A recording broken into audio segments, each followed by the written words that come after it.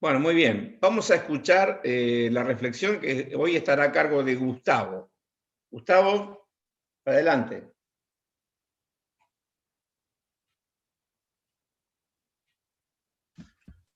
Bueno, hola, ¿cómo están? ¿Me escuchan bien? Sí. Sí. Bárbaro, bueno. Fue interesante escuchar los comentarios y bueno, no hubiese sido bueno también escuchar el de todos, porque cada uno puede ver el mismo pasaje desde diferentes ángulos. Y una de las cosas interesantes cuando uno lee los evangelios es observar las reacciones, las diferentes reacciones de las personas ante una misma persona, en este caso el Señor Jesucristo, ¿no? Y yo me respondí, una de las cosas que me llamaba la atención era justo esto, la reacción de estas personas. Le rogaron a Jesús que se fuera de sus contornos. Y uno podría decir, bueno, lo lógico no sería es querer conocerlo más. ¿Qué les parece? Por lo menos esa sería mi actitud. Después de todo lo que sucedió, a mí me gustaría conocer más a esta persona, a este Jesús que liberó a una persona terriblemente atada por el enemigo y el Señor la liberó. Y lo lógico sería querer conocerlo más, a ver de dónde viene, qué hace. Pero por el contrario, la reacción fue que se fuera, le rogaban que se fuera de sus contornos, dice el pasaje. Ahora, lo sorprendente es que más de 2000 años han pasado y la reacción sigue siendo la misma hoy, ¿no? ¿Qué les parece? Muchas personas deseando que Jesús se fuera de sus contornos. ¿A cuántas personas conocemos? ¿Cuántas personas conocen ustedes que un día pasaron por nuestras iglesias, un día cantaron, un día participaron, un día ofrendaron, pero hoy lo tienen a Jesús fuera de sus contornos? Ahora, ¿qué significa esto, tener a Jesús fuera de nuestros contornos? Significa que está todo bien con la iglesia, está todo bien con la Biblia, está todo bien con Dios, está todo bien con Jesús, está todo bien con la escuela dominical y poder llevar a nuestros hijos, pero eso de seguir a Jesús obedeciendo su palabra, ya no nos gusta tanto. Eso de identificarme con Jesús, eso de seguir a Jesús y creer en Él como el único camino, verdad y vida, ya no nos gusta tanto y por lo tanto lo queremos a Jesús ahí. Le trazamos un límite, lo dejamos fuera de nuestro contorno. Ahora, esto para una persona que no es del Señor, o sea, que no ha nacido de nuevo, es esperable, ¿no? Consciente o inconscientemente, es esperable en una persona que no es del Señor, que no es un verdadero hijo de Dios, que no ha nacido de nuevo. Ahora, puede pasar, vamos a nosotros, ahora los creyentes, los que un día nacimos de nuevo, los que un día hemos creído en Jesucristo como nuestro Salvador. ¿Puede pasar esto en nuestra vida? ¿No es cierto que a veces hay áreas de nuestra vida donde al Señor no le hemos dado el total señorío y entonces los dejamos hasta cierto punto? Podríamos preguntarnos qué de nuestras palabras, cómo hablamos, ¿tiene el control el Señor en nuestras palabras? ¿Qué podemos decir de nuestros pensamientos? ¿Qué podemos decir de lo que vemos? ¿Qué podemos decir de lo que oímos? ¿Qué podemos decir de cuando estamos solos y nadie nos ve? ¿El Señor tiene el control total de nuestra vida? ¿No es cierto que a veces le ponemos un límite? Como creyentes estoy hablando.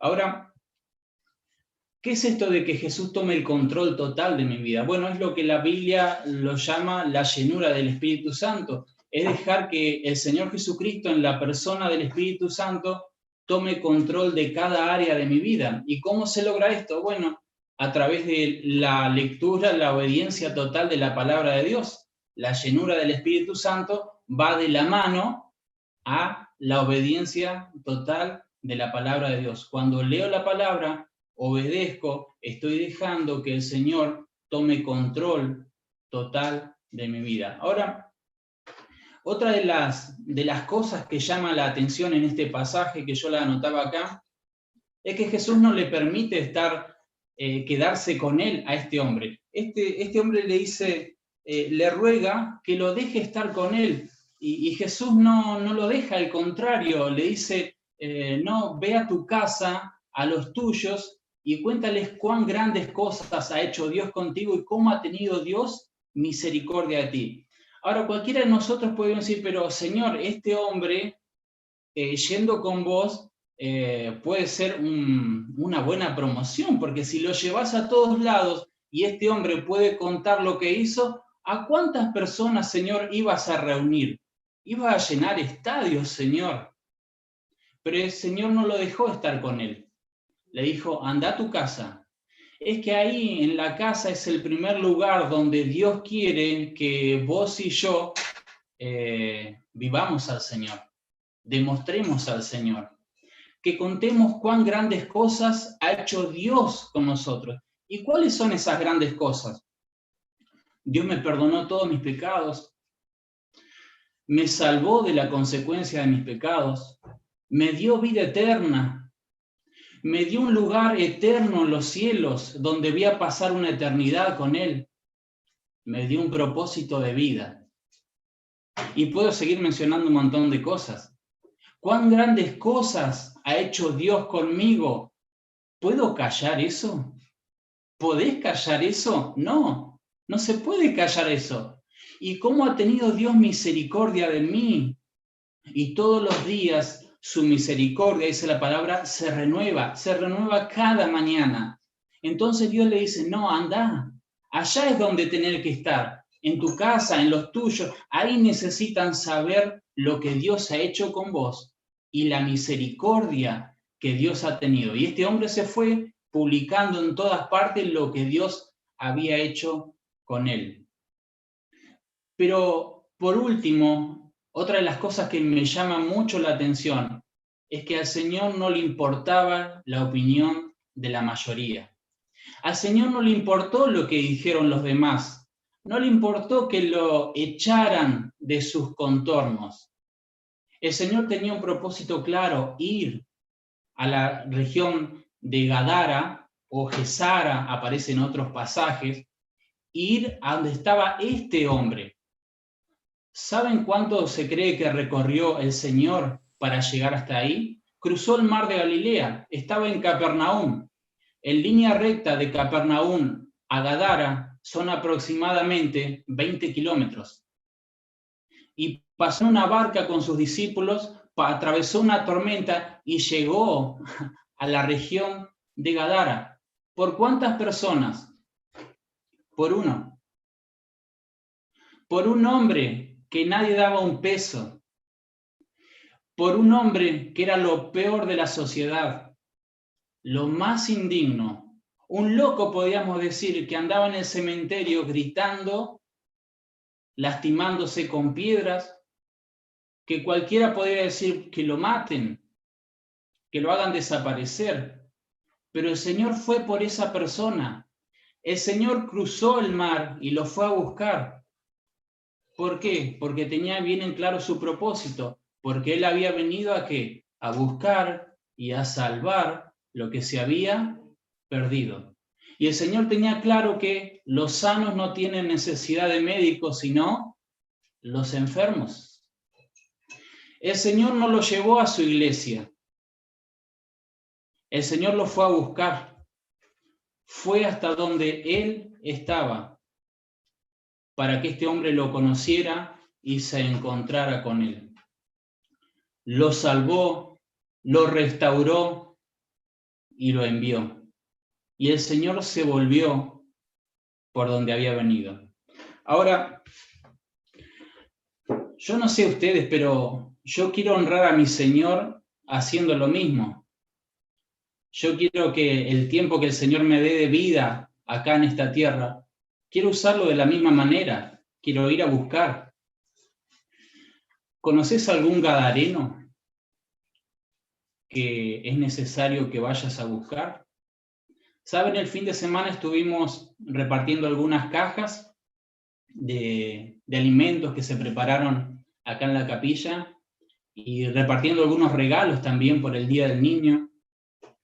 Y fuimos ahí al barrio, acá en Gaiman, del otro lado de la ruta, y los que conocen ahí saben que las casas son muy precarias, las familias muy humildes, no tienen gas, y uno entra a las casas y parece una casita de campo. Los que han estado en una casa de campo saben cómo es: estufa de leña, piso de tierra, chapa. Familias con mucha necesidad física, material y espiritual también. Pero ¿saben qué? Hicimos contacto con varios gadarenos y el contacto quedó, y tenemos que ir en estos días a llevar algunas cosas que necesitan, pero también a compartir la palabra de Dios, porque cada vez que vamos, un versículo o dos siempre dejamos y mencionamos. Y el Señor abrió una puerta que nadie se la esperaba. Y bueno, partió del movimiento de la iglesia en Bethel también, que se movilizó para juntar comida y cosas y ponerlas en cajas y entregarlas. Bueno, el Señor abrió puertas y bendijo este servicio, este ministerio.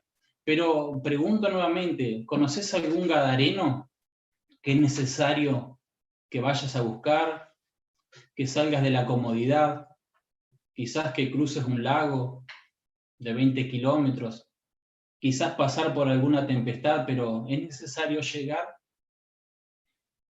El Señor está esperando que le honremos también de esta manera, y haciendo esto le honramos. Por eso quería compartir este pasaje para desafiar a la iglesia, para que ya dejemos, creo, de pensar en la prueba del coronavirus, en todo lo que nos causó, y nos movilicemos, porque hay personas que están necesitando realmente escuchar el mensaje de la palabra de Dios, porque pueden estar sanos, pero si no tienen a Cristo están totalmente perdidos.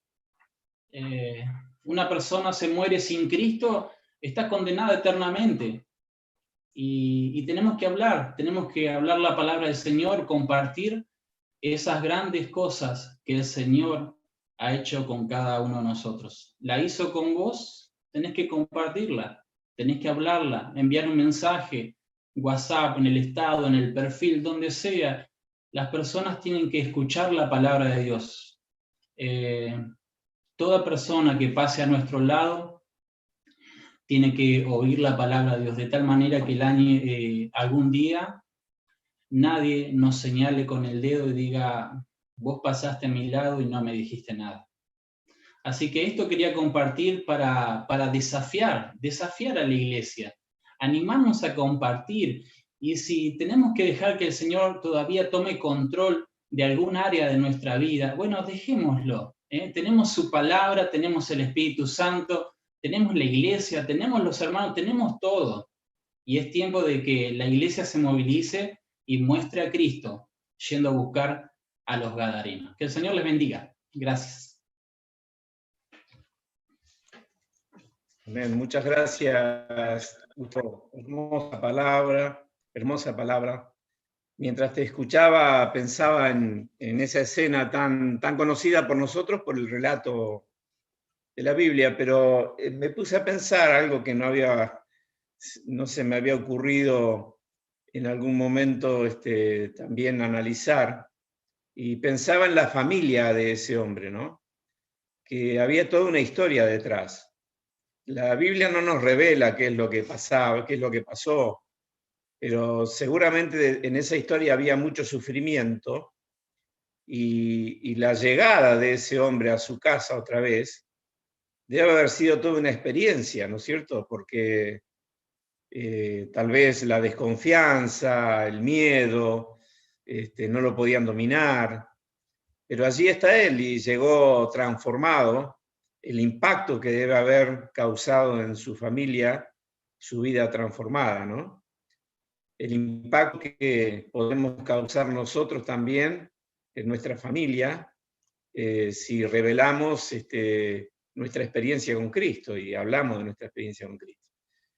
Gracias, Gustavo, y qué lindo poder compartir la palabra de esta manera. Algunos lo están siguiendo por los grupos de WhatsApp y están respondiendo también las preguntas, y ¿no? Es el Dios que sigue haciendo milagros en este tiempo, y estamos nosotros orando, pidiendo por aquellos temas que requiere la intervención del Señor, y hay casos donde realmente estamos pidiendo por un milagro, que se produzca un milagro, porque aunque humanamente por ahí no hay esperanzas, sabemos que en Dios, que es grande, siempre hay esperanza, y para Dios no hay nada que sea imposible. Esto nos infunde confianza para que nuestras oraciones hoy sean hechas en el Espíritu, en el poder del Señor, en plenitud de fe también, y que podamos interceder. Vivimos una situación muy particular y debemos, por un lado, dar muchas gracias porque el Señor nos protege de la peste, estamos siendo guardados.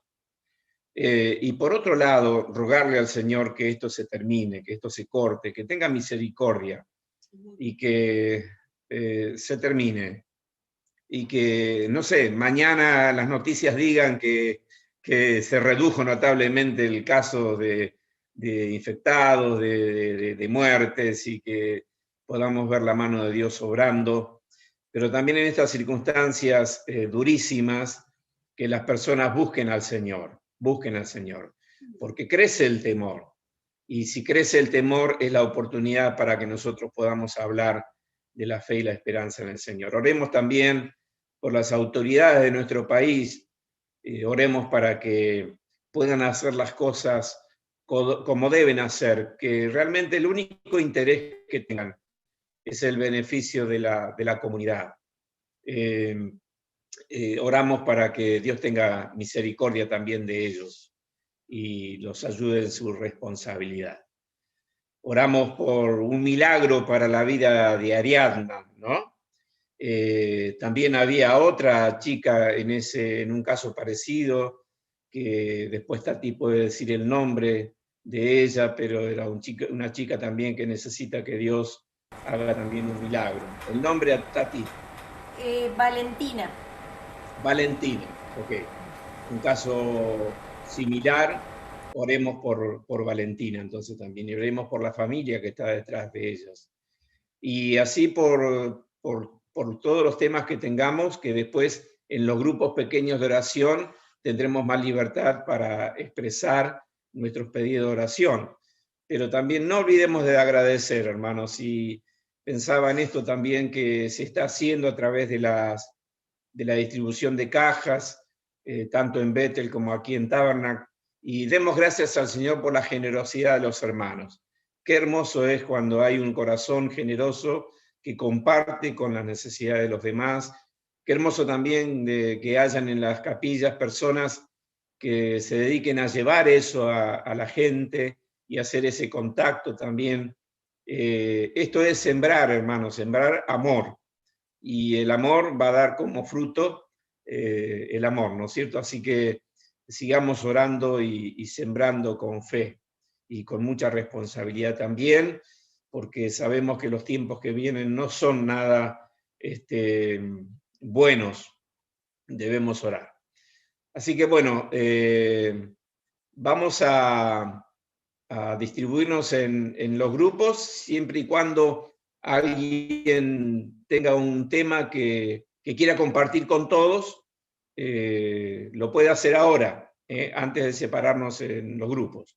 Y después de los grupos volvemos a la sala para cerrar juntos. Uno de los temas que nosotros queremos compartir es no sé si recuerdan a Rolando, el pastor de Rosario, en Santa Fe, que estuvo hace unos años.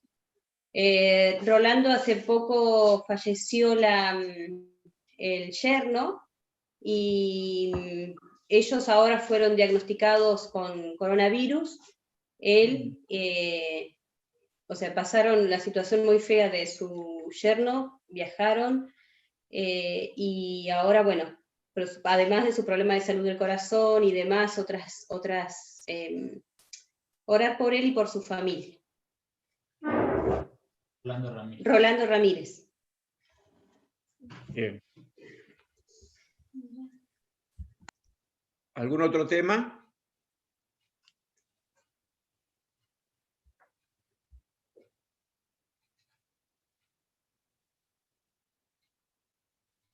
Bueno,